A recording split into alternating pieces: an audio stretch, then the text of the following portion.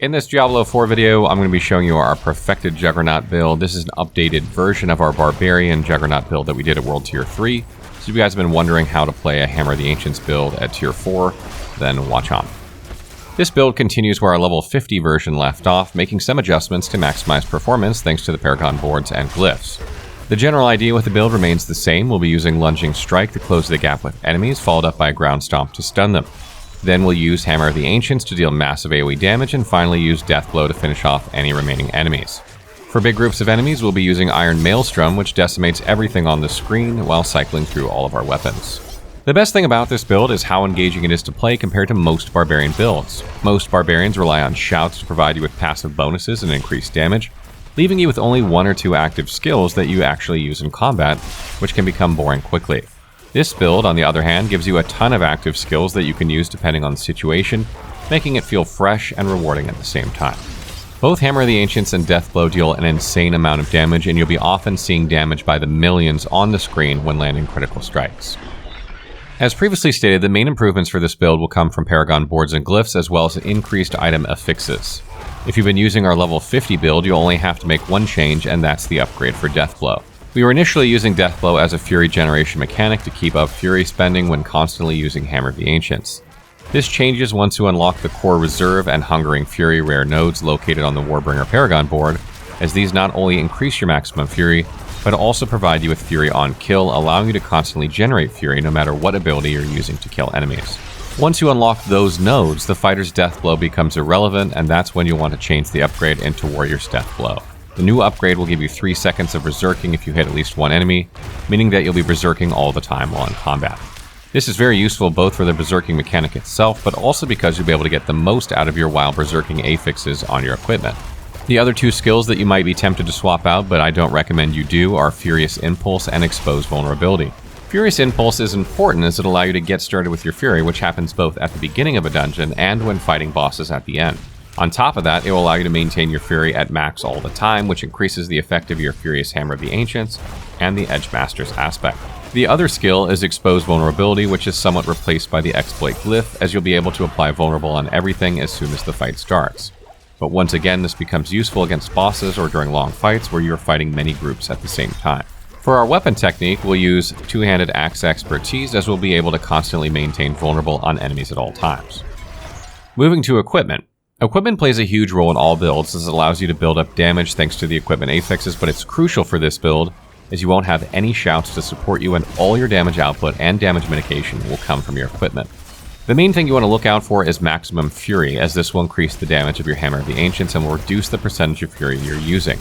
The other stats you should prioritize are the ones related to damage, such as vulnerable damage, damage to close enemies, etc., as we're mainly focused on killing stuff as quickly as possible. The last thing you should be looking for is Dexterity and Willpower, as these will allow you to unlock the bonuses of your rare Paragon boards, greatly increasing their bonuses and thus your overall power. Moving to Helmet first, the legendary aspect we're going to use here is Luckbringer aspect, which greatly increases lucky hit chance while all passives of Walking Arsenal are active. This is specifically useful in combination with Concussion, which allows you to stun enemies while attacking with Hammer of the Ancients, and with the Weapon Master's aspect, which allows you to stun while using Death Blow as well. The other option here is Aspect of Numbing Wrath. This aspect allows you to quickly fill the Fortify bar, which will increase the damage of your overpowered skills, as well as allowing you to use some Paragon board nodes that require that you're fortified.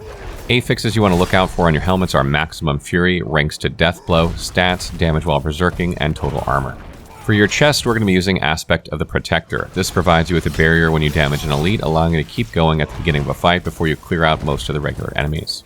Affixes you want to look out for on your chest are plus damage to skills that swap to new weapon, plus physical damage, and plus total armor. When it comes to gloves, we'll be using the Weapon Master's aspect. This aspect is a must for this build, as it provides an additional charge to Death Blow, allowing you to use it more freely. The Lucky Hit stun effect is also amazing thanks to the Luckbringer aspect. Affixes you want to look for in your gloves are ranks to Hammer of the Ancients, critical strike chance, and plus to stats. For waist, we'll be using Aspect of the Iron Warrior. This aspect is also crucial for this build, as it will be your only unstoppable mechanic. It'll also give you increased damage reduction while Iron Skin is active. Affixes you want to look for are plus damage after killing an elite, total armor, stats, damage reduction, and healing received. On your boots, we'll be using the Wind Striker aspect. This greatly increases your movement speed after you critically strike, which allows you to compensate for the lack of mobility of this build. Affixes you want to look out for are movement speed and stats.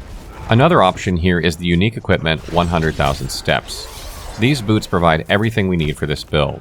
For starters, it'll give you damage to stun enemies and damage with the skills that change weapons. The added dexterity is great for the rare Paragon nodes, and the plus rank to ground stomp will reduce its cooldown. Its unique effect will trigger when you get a full walking arsenal cycle, even if it's still active, generating a ton of fury and triggering a free ground stomp that stuns enemies. The strategic ground stomp will also apply, reducing the ultimate cooldown. For our two-handed bludgeoning weapon, the legendary aspect we want is Aspect of Retribution. This aspect massively increases the damage you deal against stunned enemies, while also giving you a chance to stun enemies when they attack you from a distance, which helps with survivability.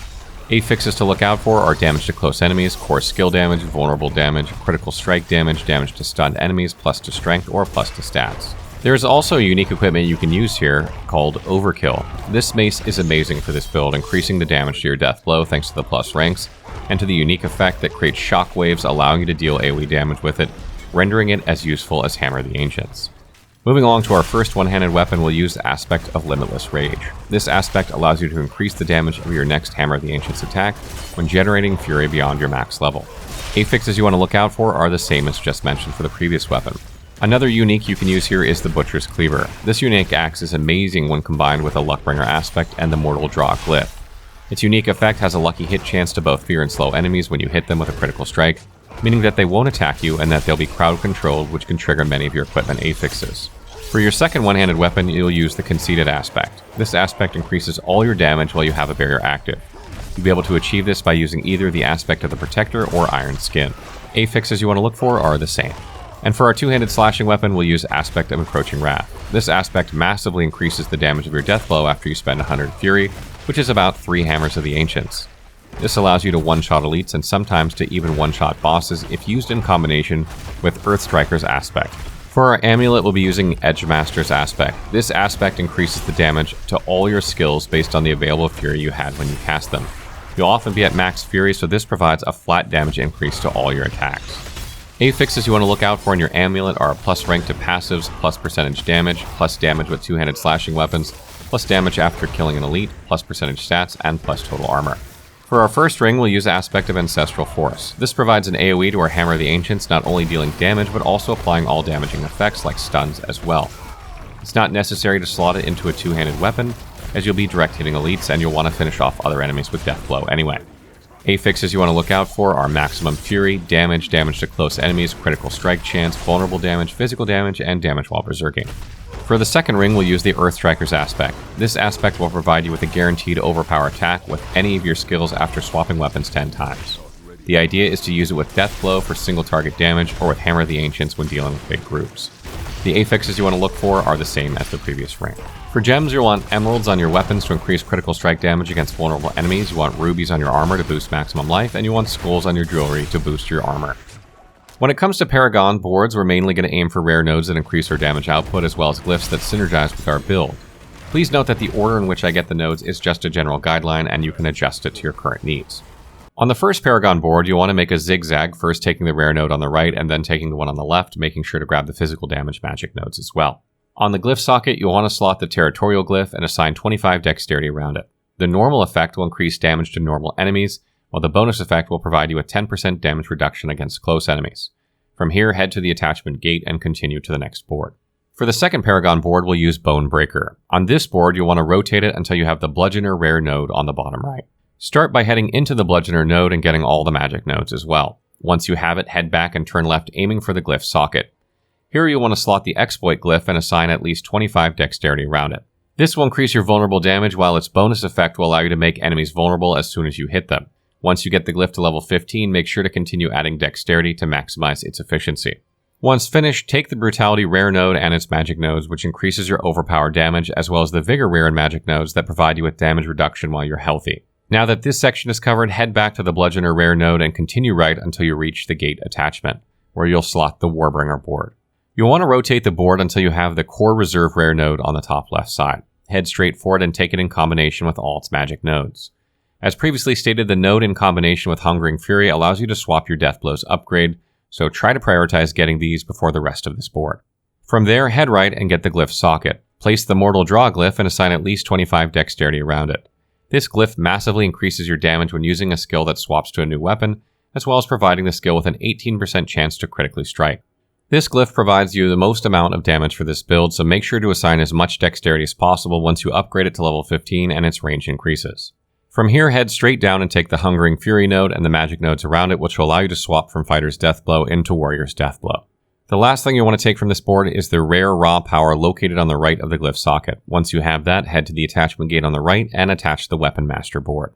Rotate the board until the socket is on the bottom left part. First, make your way towards the middle, where you'll get the Hunter-Killer nodes. From here, head down and take the raw power nodes, and then head to the glyph socket, where you'll put the Crusher glyph, which increases your damage with maces, as well as the overpowered damage while using maces. Make sure to assign at least 40 strength around it. Now head back to the Hunter-Killer node and make your way down through the middle to get the Brute node and its magic nodes. Now that you have the most important parts of each board covered, you want to go back and start getting the remaining fortified nodes. For starters, get the unique Warbringer legendary node, which provides you a 12% fortify for every 75 fury you spend. Once you have this, head to the guarded advanced node located on the same Warbringer Paragon board.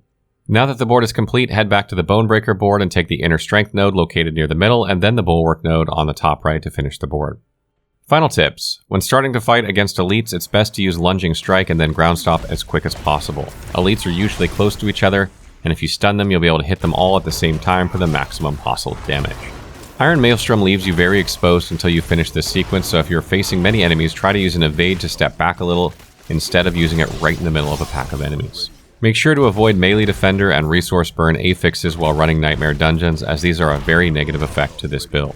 And lastly, remember to keep an eye on your Encroaching Wrath and Overpower bonuses, as these will often allow you to one-shot elites and even bosses.